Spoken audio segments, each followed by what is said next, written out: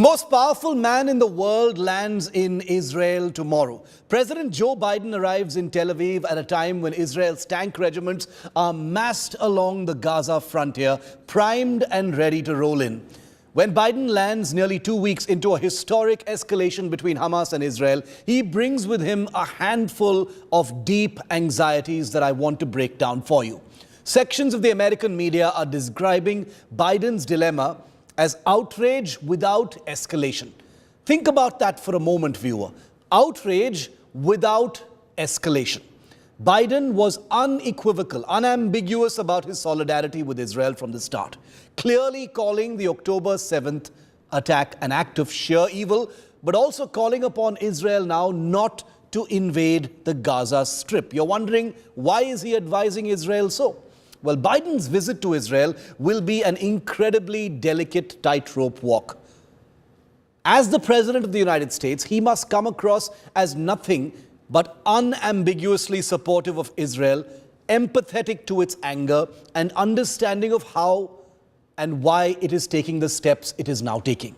At the same time, with a looming election in the United States next year, the Israel-Gaza conflict widening into more parts of the Middle East will mean the United States has no choice but to get embroiled. And that is a nightmare scenario, which means Biden, whose re-election campaign uses his image as a reliable and experienced leader bringing stability to a world in chaos, will be a president whose nation has been drawn into 2 wars, in Ukraine first, and now the Middle East potentially. Already under pressure domestically for American resources in the Ukraine conflict, it is unlikely that the United States has the appetite for involvement in another big global conflagration. Therefore, President Biden's key priority when he lands in Israel tomorrow, I think, will be to ensure the Israel-Gaza war does not widen beyond Israel-Gaza. In Biden's view, an invasion will ensure that it will expand the war beyond Israel-Gaza. That's why he's advising Israel not to invade. Now, the bombing of Hamas positions in Gaza is also rapidly evolving, as you can see from picture after picture, into a humanitarian crisis. Galvanized by anger over continuing attacks by Hamas even now, and this escalating hostage crisis, with a video coming out of that first hostage, Biden walks a very difficult political tightrope where he cannot be seen to be advising restraint at a time when the Jewish state is at a historic emotional peak. But there are geopolitical pressures too on President Biden. A nightmare scenario, viewer, imagine, would be a regional conflict in the Middle East that draws in other countries, including Lebanon, Syria, Iran, and others. According to one of India's most foremost strategic thinkers, Brahma Chilani, for instance, a widening of this conflict would seriously undermine US interests because they would provide strategic space for Russia and China to come in and play their hand. Any void would be advantage Russia and China. And make no mistake, Biden's response to the Israel-Hamas crisis was the most visible from the get-go. It was on day one, remember itself, that he ordered America's largest warship, the USS Gerald R. Ford aircraft carrier battle group, into waters off the coast of Israel, where they arrived last week, as a show of support, solidarity, and to beef up intelligence assistance to the Israeli military. The irony is, Biden will actually be hoping against hope that weapons on board this battle group don't need to be used in this crisis. Because if they need to be used, it means the balloon has gone up and war has broken out. And that brings us back to the original dilemma of outrage without escalation. If President Biden doesn't want an invasion of Gaza, how does he expect Israel to expend its will for retribution against Hamas? And don't forget the spectacular geopolitical contradictions within this region itself, viewer. Let me simplify that for you. Qatar, which hosts the chairman of Hamas as a VIP guest, also houses one of the largest expeditionary US military central command bases in the world. Before the Hamas attack on Israel, Biden had been instrumental in unfreezing $6 billion to Iran, a nation that funds, trains, and arms the Hamas. For the United States and Biden, the October 7th Hamas terrorist strike has been a violent reboot. It has reset all equations. It has completely derailed several parallel America-led missions to bring some semblance of normalcy to frayed relations in the Middle East, while ensuring it does not squander its own power in this highly sensitive region. A very angry Israel that will likely trust nobody ever again in the region is now Biden's biggest dilemma. The world already has one big war on its hands in Ukraine. A second could plunge the world into a crisis that goes beyond just economic. Much of what happens next could be in the hands of the most powerful man in the world. President Joe Biden arrives in Israel tomorrow. So remember this, the dilemma and the absolute conundrum that stands before the most powerful man in the world, Joe Biden, who's on his way to Israel. He lands tomorrow. And a man who is perhaps the angriest world leader at this moment. Benjamin Netanyahu and President Biden will be meeting tomorrow, not for the first time. They've met several times before, including earlier this year in New York. But this time, there will have to be a meeting of minds. Both these leaders have spoken at least on 4 occasions since the Hamas terror attack on October the 7th. Solidarity has been expressed with Israel, but the dilemma now is for Netanyahu that his biggest ally, the source of huge numbers of Israeli funding, President Biden, the United States, that big nation, has asked Israel to exercise caution and not go in for a ground invasion of Israel. The tanks are already massed along the border with Gaza. The Israeli war machine is primed and ready for a ground invasion, and nobody knows how long that will actually last or what that endgame could actually be. But at this precise moment, the dilemma remains. Will Israel roll in, or will they listen to President Biden?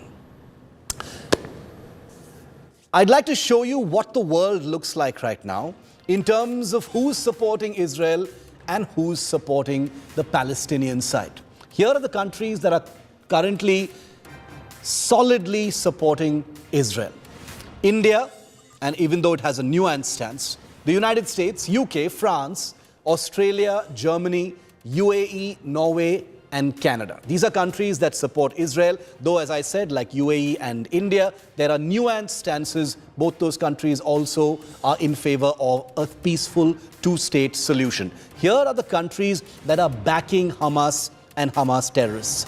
Qatar, Lebanon, Pakistan, which has hilariously sent humanitarian aid despite its own decrepit state, Kuwait, Afghanistan, Yemen, Iran, and Saudi Arabia. So that's what the world map looks like right now in terms of which countries are supporting Israel and which ones are supporting the other side. Let's go across now and get a word in from India today. Is Rajesh Pawar joining us live from Tel Aviv, the capital of Israel. Rajesh, good to see you.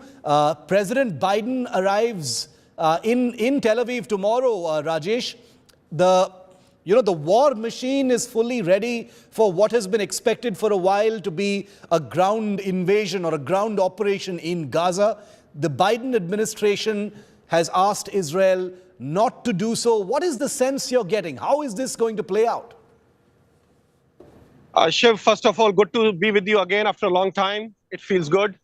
And with regards to the overall situation, look, there are a lot of factors in play right here. There's build-up around Gaza. Israel was ready to go in for a ground offensive about 4 days back, but that ground offensive, which seemed to be imminent, has not come through. There are various factors to that. Hezbollah, which was supposed to have intervened on the side of Hamas from Lebanese side, has not really done so. They have bombarded. There was a little bit of artillery exchange, but that was nothing major as such as of now. So everything hinges around this visit of President Biden tomorrow and what he says. In my view, this is probably a visit to give a clear message to Iran that America is with Israel, and in case Iran intervenes in any way, directly or through Hezbollah or in any way through a proxy war, then America will intervene. Secondly, I think America is also trying to give a message that somehow this whole thing should be solved diplomatically. But this is just a pause so that the hostages which are still held by Hamas can somehow be returned back to Israel. But this war will not stop at that. This will escalate. It's just a matter of time how it goes. Will it be just Hamas or will it Hezbollah and Iran will also get involved? Time will tell. Sure. And Rajesh, Biden's priority, it appears, is going to be to ensure this does not become a wider conflict, because that will mean the US will, be forced to get embroiled. So the picture you're painting is very correct. That is the real dilemma for the United States right now, to contain this situation to just Israel and Gaza. But is that going to happen? Look, Shiv, these things are very complicated. What appears on the surface is normally not true. Yeah. What you see is normally not the aim. The wires are intertwined between Ukraine and Israel and Iran and Russia. Everything is connected. Today, a motion moved by Russia in the United Nations Security Council has fallen. They wanted a ceasefire. And a ceasefire, that is what Israel does not want. That is what the US does not want, because any kind of ceasefire will give time to Hamas to regroup, which Israel does not want. But at the same time, Israel wants the hostages back. So it's quite a delicate situation. And I think the whole game is being played right now. So somehow, through diplomatic pressure, through intermediaries sitting in Qatar or in Iran, the hostages are taken back. And after that, I think Israel will go whole hog in Hamas, in the Hamas-held area in Gaza. And I think American troops will be a deterrence for Hezbollah, so that two-front war is not open for Israel. Shiv. Okay. Thanks very much, Rajesh. Thanks very much for staying with us on that story. I'll get back to you on this. Stay safe. Rajesh in Tel Aviv, he's going to be reporting from the front line very soon. Now, a ground assault on Gaza has appeared imminent for days now, non-stop, as Israel's defense forces, as we've been showing you in our first-hand reports, have been mobilizing in a historic manner. Tanks, artillery, armored fighting vehicles, gunnery columns, they're all massing near the Gaza front line. Israel's Prime Minister Benjamin Netanyahu says victory in Gaza will take time. What does that mean? And what does it look like nearly 2 weeks into this fight? Take a look.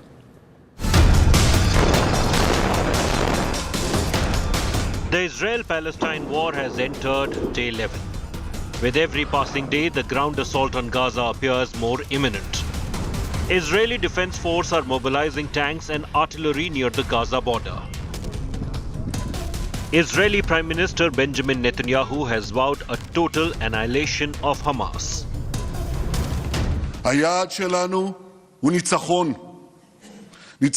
Our goal is victory, a crushing victory over Hamas, toppling its rule and removing its threat to the state of Israel once and for all. The conditions for victory, unity and determination. The people are united, the army is united, and the country's leadership is united. So is the national emergency government that we established, and it's good that it was established. Support continues to pour in for Israel. Their closest ally, America, has vowed support to them, with the US President Biden all set to touch down in Tel Aviv on Wednesday. The President will hear from Israel what it needs to defend its people as we continue to work with Congress to meet those needs. President Biden will underscore our crystal clear message to any actor, state or non-state, trying to take advantage of this crisis to attack Israel. Don't. To that end, he's deployed 2 aircraft carrier groups and other military assets to the region. Israel is leaving nothing to chance, beefing up their manpower to wipe out Hamas in Gaza.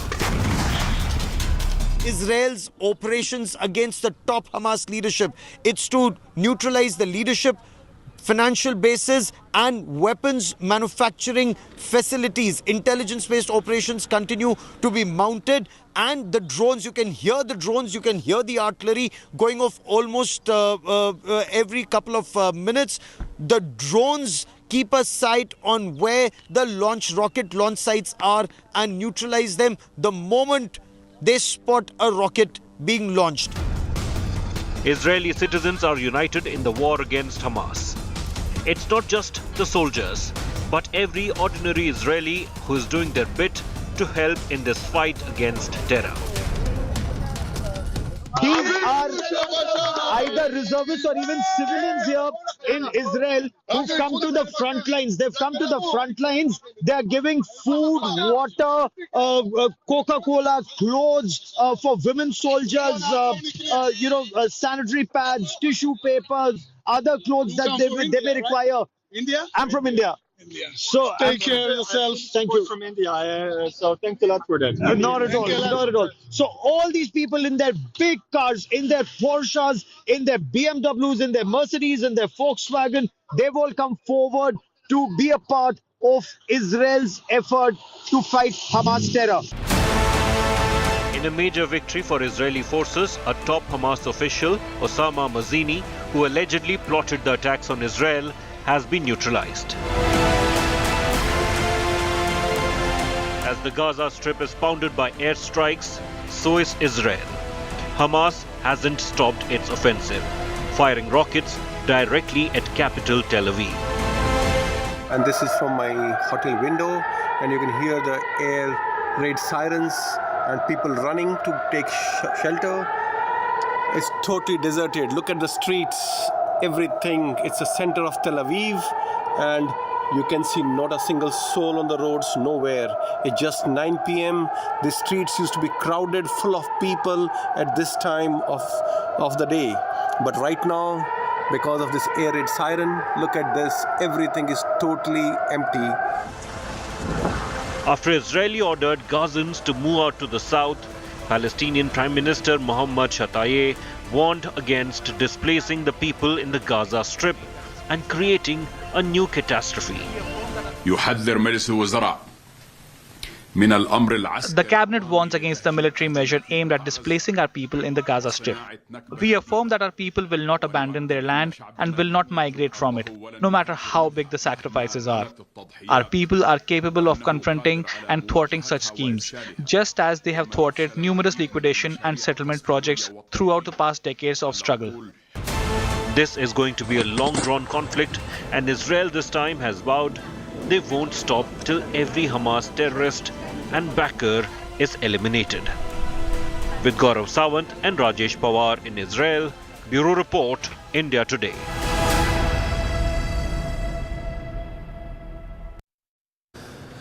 Let me bring in India Today's Gaurav Sawant as well, who's been leading our coverage in Israel and the front lines of Gaza. Big day tomorrow, Gaurav.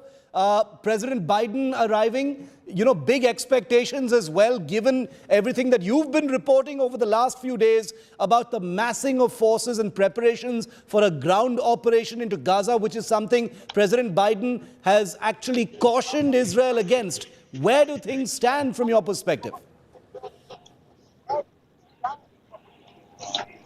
So as far as Israel is concerned, their operations will continue. Intelligence-based operations against Hamas terrorists. Gaurav, we've lost that link with you, and it's a little disturbed. I'm going to try and re-establish that with you so we can hear you better. Our viewers need to hear you, so I'll let you go for the moment. I'll come right back to you after we fix that up. I'm taking a very quick break now. On the other side, we're going to tell you about a new video that's just come out from the Hamas. The Hamas's IT cell has released the first video of an Israeli hostage. It's a disturbing, unsettling video, but there's much in this video that the untrained eye might not see. And I'm going to take the help of experts and show you what we can read into this disturbing video of young Mia Shem, one of over 150 Israeli hostages in Hamas captivity.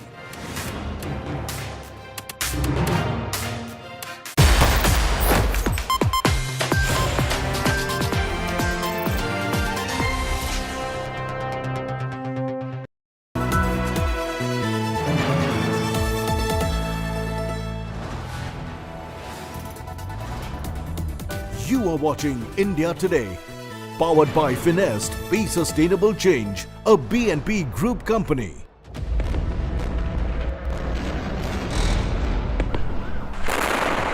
Israel-Hamas blood feud returns.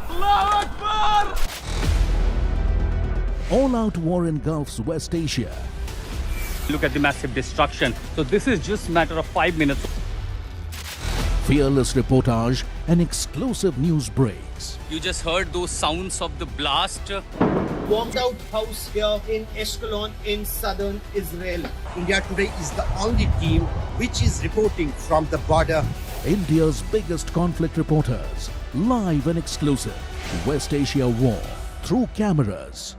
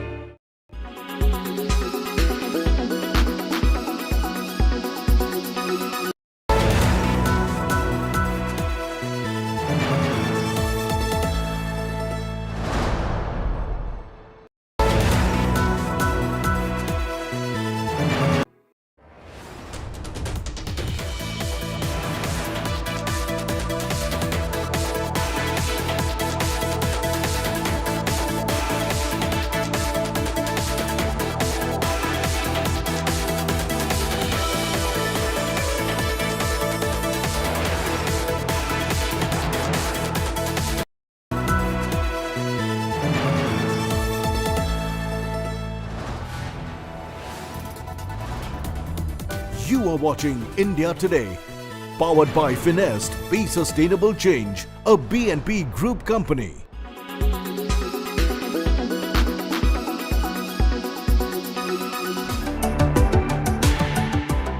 While the Hollywood loves some of the ice clinical medical grade skincare, it is a luxury buy for your skin due to the high price points. Fire and Ice Facial is trending too.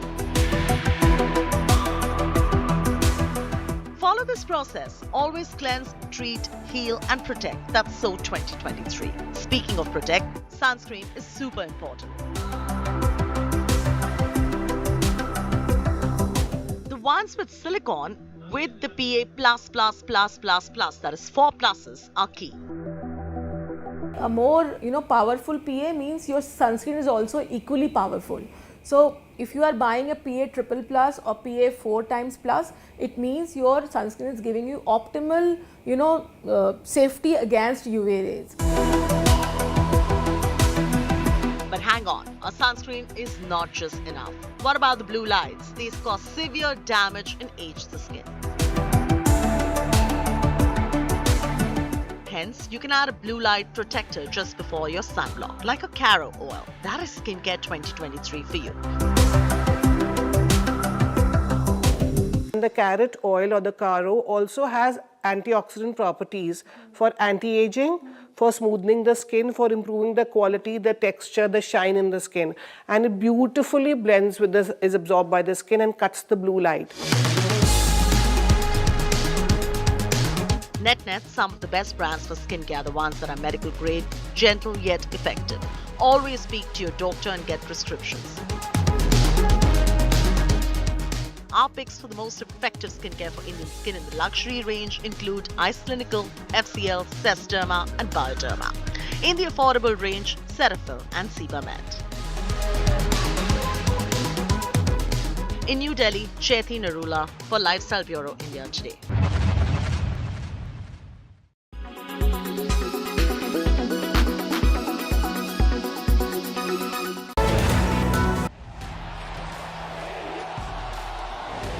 The battleground is heating up and our warriors are in top form. With the World Cup in sight, India is ready as we build up to India's best coverage. Join us to cheer for the men in blue. India Mange Ek Aur World Cup. the battle of champions.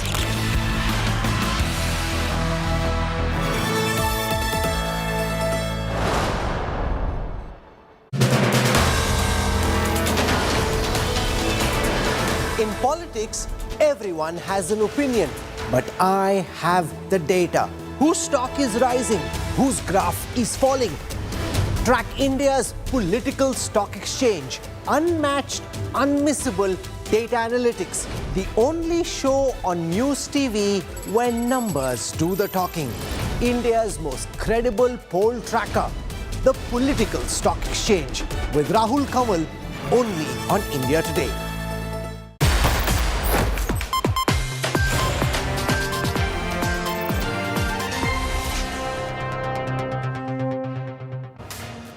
Very, very rapidly developing story. I want to take you straight to ground zero once again, where India Today's Gaurav is reporting on the mobilization very close to the Gaza Strip frontline. Gaurav, over to you. What are you seeing?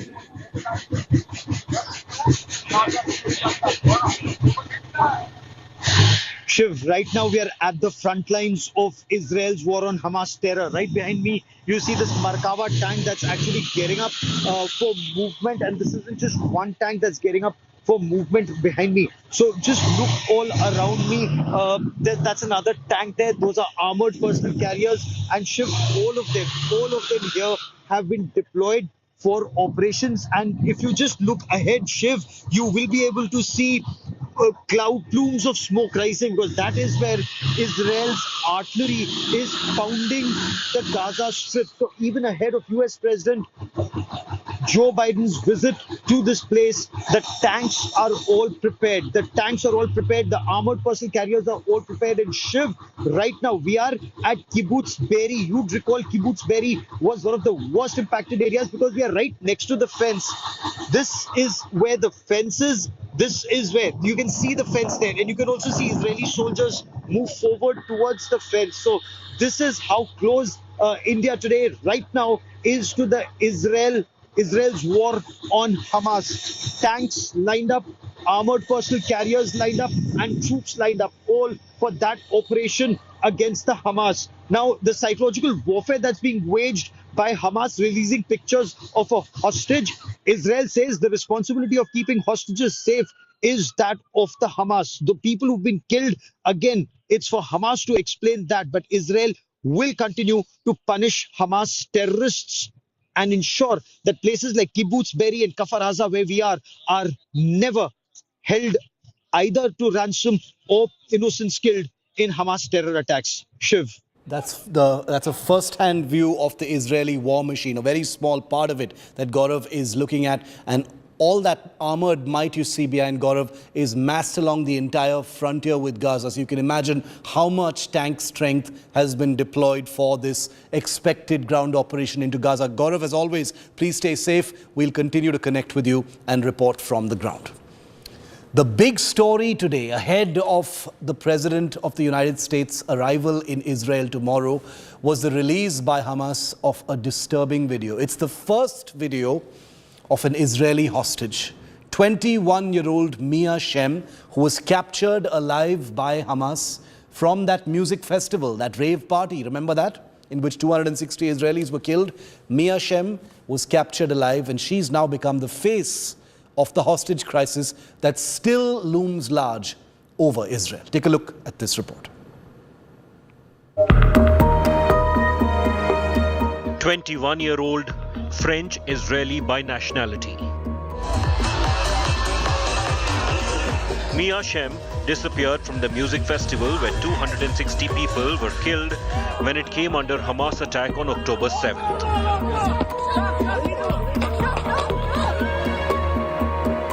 9 days later, the Palestinian militant group released her 60-second video.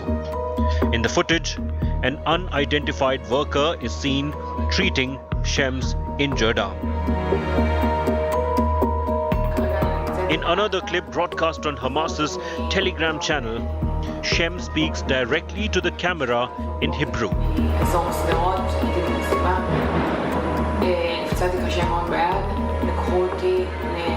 She says she's in Gaza.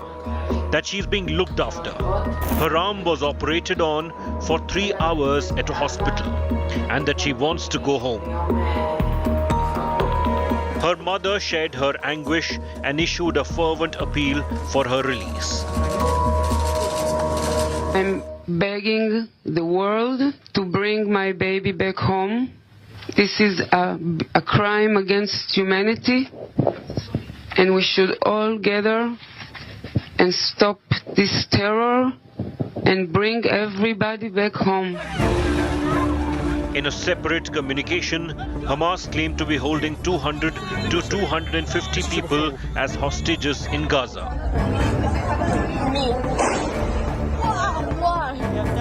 In his televised statement, a Hamas spokesperson said the non-Israeli captive will be released when conditions are ripe. According to the militant group, at least 22 hostages have been killed in Israeli airstrikes on Gaza. Say, Bismillah.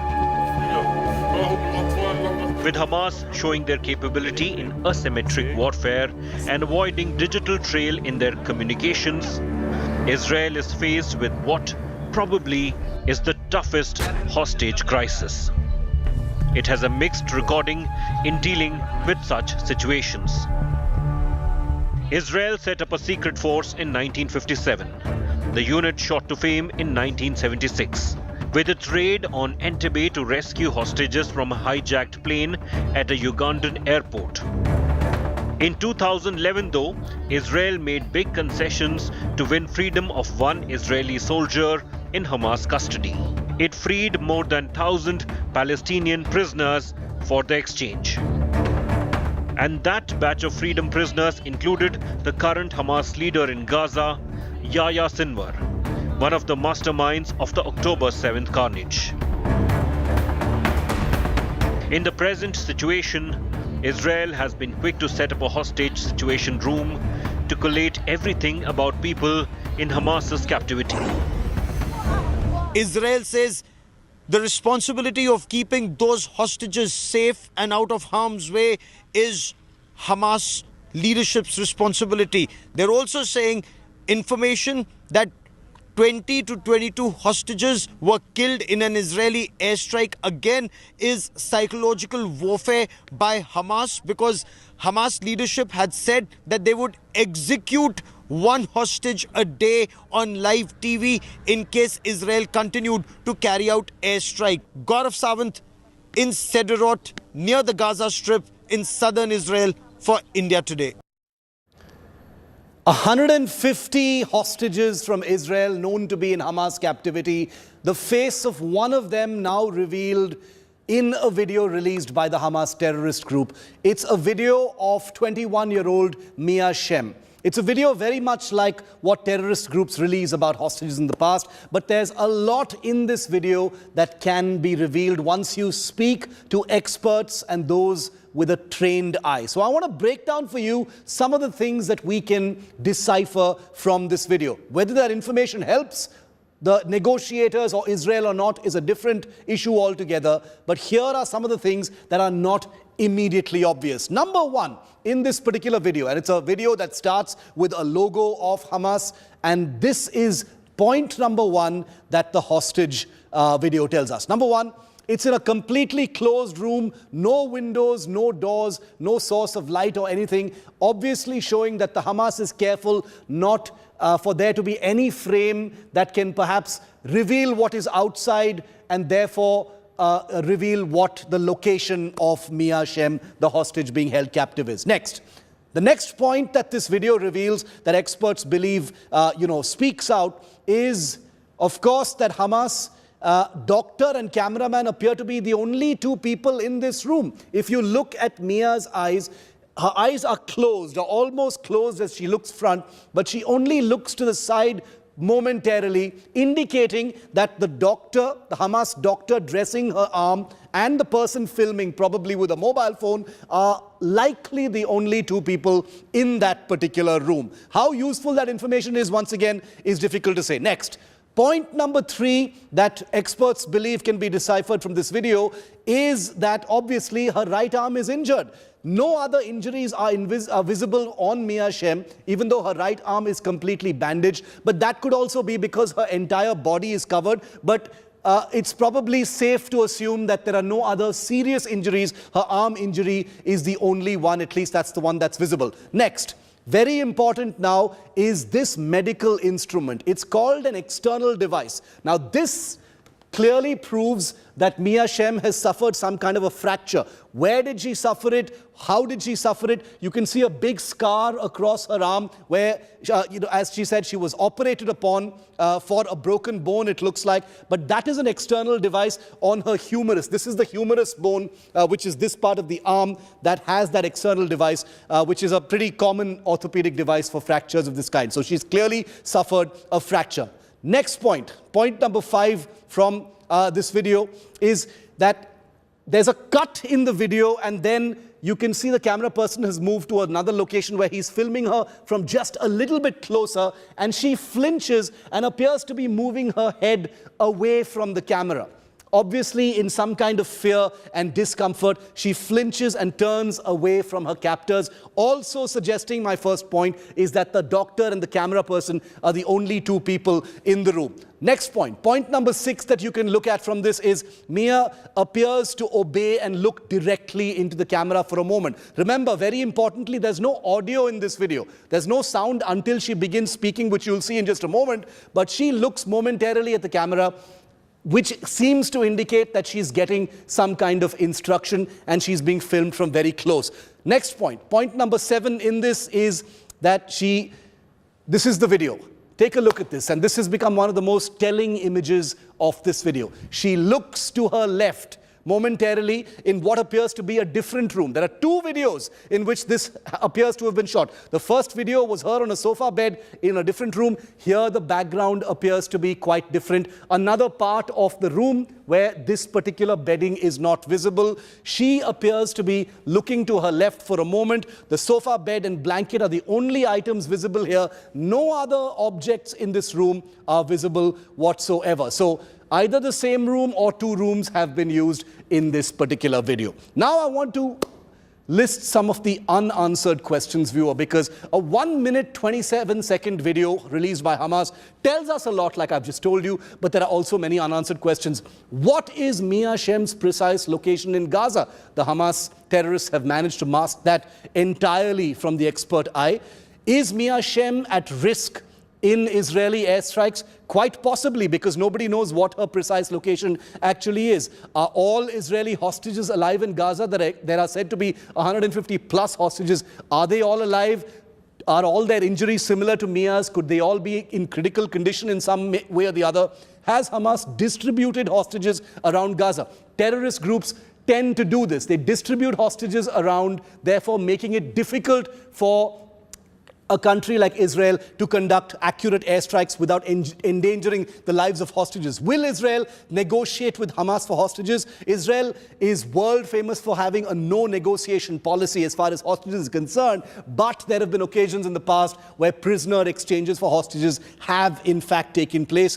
What will Hamas do if airstrikes don't stop? That has been their condition for the release of hostages, but the airstrikes have not stopped so far. So what's going to happen to people like Mia and others? Are Qatar, Iran, Turkey negotiating a hostage exchange? Will that be successful is another question. And will Israel at any point of time consider releasing Palestinian prisoners in exchange for these hostages? Because there are some reports that suggest an exchange has been proposed, or at least is being mediated by countries like Iran and Qatar. Okay, now while preparations for a ground invasion of Gaza are on, the Israel military calls Yahya Sinwar the hardline leader of Hamas in Gaza. Remember, the leadership is largely scattered in countries like Iran and Qatar, but Yahya Sinwar is still apparently in Gaza. According to top officers, he is the top target for tens of thousands of Israeli troops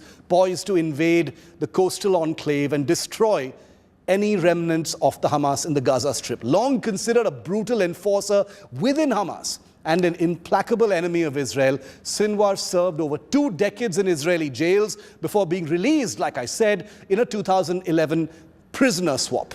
After his release, he was chosen to lead Hamas in Gaza and set about consolidating his power. According to the Israeli military, Sinwar is the mastermind behind the October 7th attack in Israel. The attack by Hamas killed more than 1,300 Israelis. Also, he's believed to have been behind the 2015 detention, torture and killing of a Hamas commander, Mahmoud, who was accused of embezzlement and moral crimes amid suspicions of gay sex as well.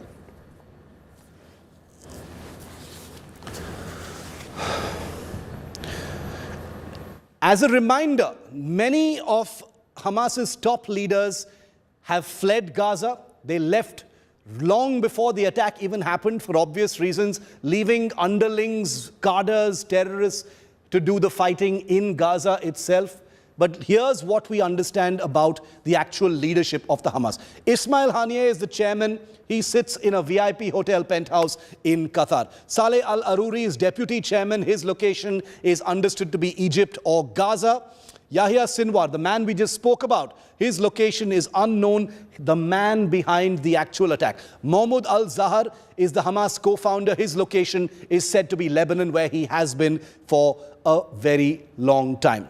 Then you've got Mohammed the Guest Def, the military wing chief of the Hamas, one of the most feared characters in this fearsome terrorist organization chart, the man behind the Al-Qassam brigades, the military terrorist wing of the Hamas. He's the man behind it. His location is also unknown and he's not been killed yet. Marwan Issa is said to be in the West Bank. Abu Ubaidah of the Al-Qassam brigade spokesperson, location also unknown but believed to possibly be in Gaza. Fauzi Barhum is the chief spokesperson of the Hamas. You see him in many videos. His location is also unknown, could be in Gaza. There were some reports that he's been killed, none of it confirmed. Ziad al-Nikala is leader of the Palestinian Islamic Jihad. His location is said to be Lebanon or Syria. Some said that he could even be in the West Bank.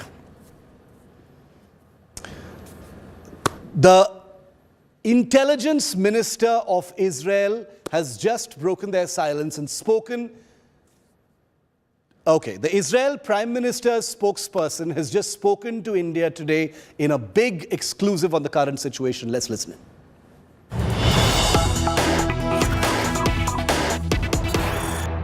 I want to go across live and exclusive at this time to Tel Aviv, where we are joined by Ilan Levy, spokesperson in the office of Prime Minister Benjamin Netanyahu, the Prime Minister of Israel. Mr. Levy, thank you very much for joining us on India today. I want to start by getting you to give our viewers a sense of how you see this war 10 days on from Israel's perspective. How do you think this offensive is shaping up so far? Israel is a country that is still trying to identify the human remains left behind by the October 7th massacre, a brutal ISIS-style terror attack with a death toll of 1,300 people and rising, nearly 4,000 people injured, 199 Israelis in captivity, hostages inside the Gaza Strip. Many of the remains burned beyond recognition by the Hamas death squads that entered Israel last Saturday and beheaded, butchered, burned, shot everyone they saw. Now, Israel has been very clear about what its goals are for the next stage of the operation.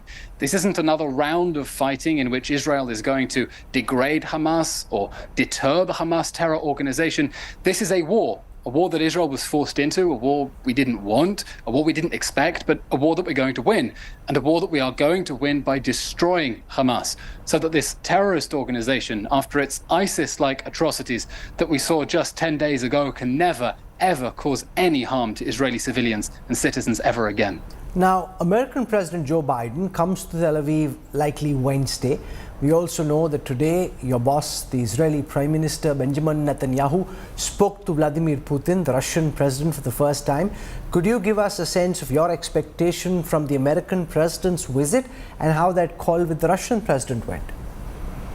Israel expects the full support of the international community for this war, a war, again, we didn't want, a war we were forced into.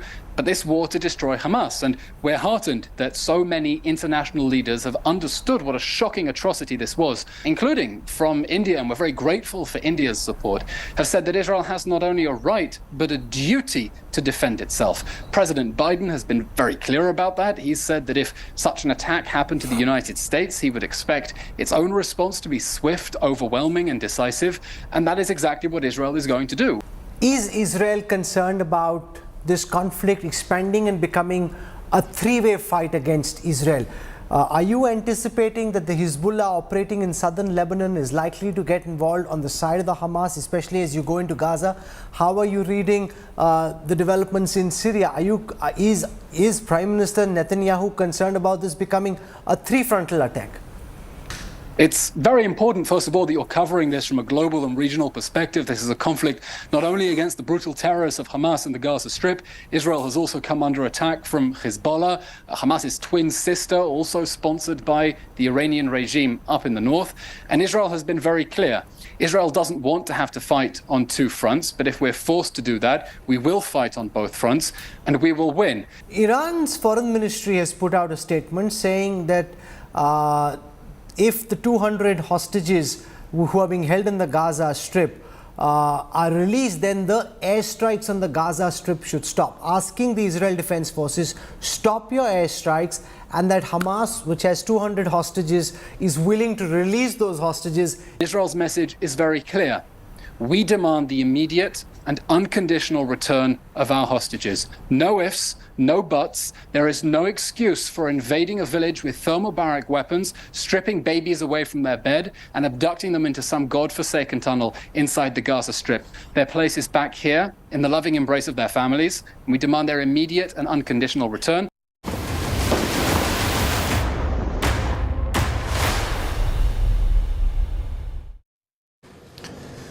At India Today, you're watching one of the most terrifying wars unfold firsthand. With reporters both in Israel and Gaza, the war is in our homes. But it is the images of children on both sides that has shocked and numbed. A reminder daily that it is the little ones who pay in any war, and especially this one. Join us in our daily campaign for the children of Gaza and Israel.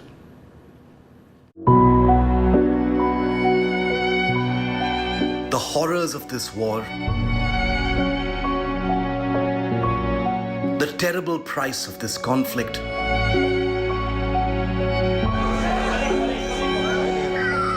is always paid by the smallest.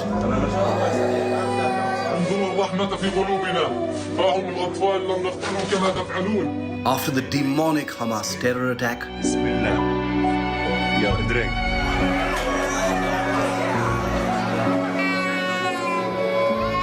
and Israel's unforgiving vengeance.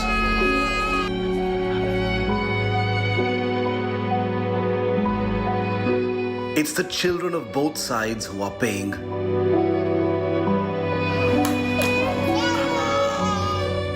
India Today stands with the innocent.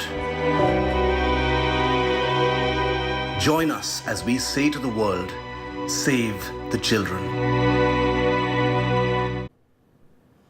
Nearly 1 million of the people in Gaza are children. Caught in the Israel-Hamas crossfire are thousands of innocent children, many who died in the Hamas attack and many who are dying now in Gaza. Several lifeless bodies being recovered from the debris of airstrikes every single day. Rescue workers are racing against time to save these tiny lives. And remember, there are many children who are hostages of the Hamas terrorists as well.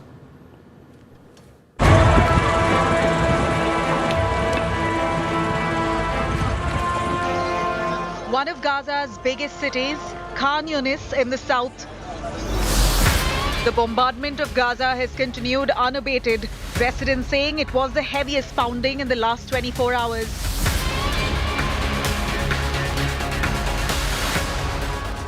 Gazans join volunteers here to dig out bodies from the debris. Almost all of those buried are young children. The unending toil to remove pieces of buildings, cement slabs in neighborhoods bombed by Israeli warplanes. As they begin searching for survivors, they find the children of Zigmat family. The Zigmat family, in a desperate bid to survive the heavy bombing in northern Gaza, had fled with their children to Khan Yunis to take refuge with relatives. But as fate had it, they literally migrated to their nightmare.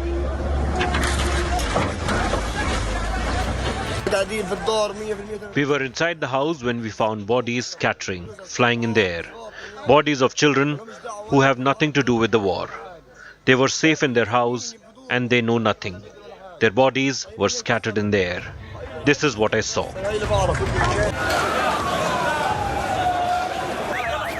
Authorities in Gaza say nearly 1,000 children have been killed in Gaza ever since Israel's reprisal attacks began on night of October 7th. That's approximately one child killed every 15 minutes. Observers and experts believe the psychological impact this war will have on children is catastrophic. According to Gaza Health Ministry, 2,750 Palestinians were killed, 9,700 wounded. Israel has made it clear no ceasefire has been implemented. Attacks will continue until Hamas leadership is wiped out from Gaza Strip. President Biden, who has called on Israel not to invade Gaza, will be under pressure now to acknowledge the losses here. With dozens of children believed to be among Israeli hostages in Gaza and Gazan children also in the line of fire, the world reels in horror by the daily stream of nightmare images. And that's why the India Today's campaign, Save the Children. Bureau Report, India Today. Well, that's a wrap on 5 Live. Thanks for watching. See you at the same time tomorrow, 6 p.m. Prime with Akshita, continuing our coverage of the Israel-Hamas war. A ground assault on Gaza appears imminent as Israel's defense forces mobilize, like you just saw in our live reports. But is Netanyahu in a position to follow through? That's our next story.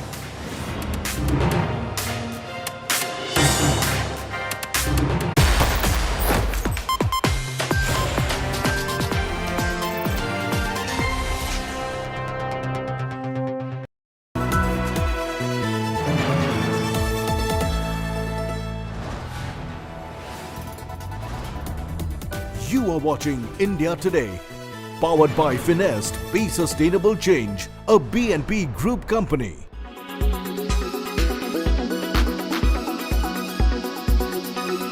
Always been about accepting yourself. Embrace your true, authentic self and go out there and kill it. I think it's not about setting unrealistic beauty standards anymore. Every single person is unique, and it's time we embrace our own uniqueness. You have to wake up every day and kind of just, like I said, love yourself. The idea of beauty means different things to different people.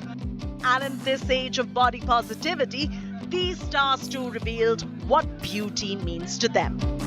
So I'm a little silly, I'm a little clumsy. I think I'm a mix of all of that, which is why I feel For Every You truly resonates with me and also speaks to me, because I am many, many versions of myself. Everything has beauty, but not everyone can see it, and it's their loss, honestly. Recently, at the launch of Tida, we even witnessed technology marry beauty. In a one-of-its-kind initiative, you do not have to run through various products to create the look that you want. You simply click on the look that suits you and it tells you exactly which product has been used. And this, for most of us, makes life much easier. In this digital age, technology is not just a tool. It's a transformative force that empowers everyone to feel confident and express their beauty like never before. The new beauty shopping experience. In Mumbai, Chaiti Narula for Lifestyle Bureau, India Today.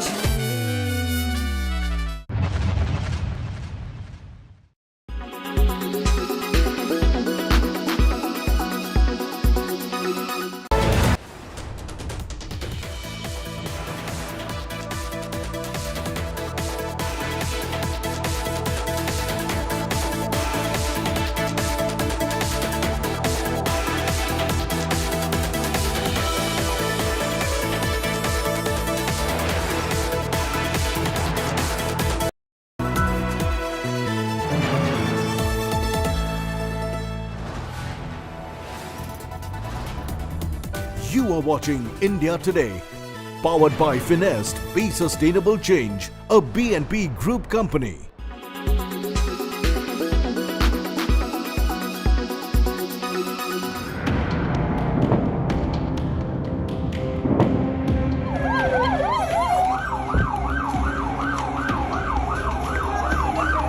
Carrying their personal belongings in hand, hundreds of thousands of Gazans are walking for hours with their children. Lakhs of civilians living in North Gaza have fled their homes as Israel prepares for a ground invasion following punishing air raids against Hamas. Israel has placed the Hamas-ruled Gaza Strip under complete siege, cutting off basic utilities. Over 2 million people are struggling for clean water, food, fuel and medical supplies. There has been no electricity in Gaza for days. The Israeli airstrikes have killed thousands of civilians. Hospitals are overwhelmed with the sheer number of the injured. Amid the escalation, several Palestinian American citizens are also stranded in Gaza waiting for their rescue. The Israeli army has blamed Hamas for deliberately operating from civilian areas and using civilians as human shields. Amid the ongoing bombardment, Israeli army asked all Gazan civilians to move towards the south for their own safety. Our war is... You are watching India Today, powered by Finest, Be Sustainable Change, a B&P Group company. Co-powered by Blender's Pride Glassware, My Life, My Pride. The bold look of Kohler.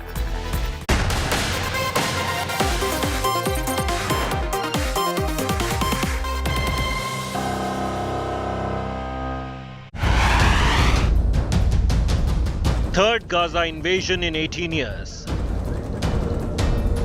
Israel prepares for ground operation. Tanks and troops ready.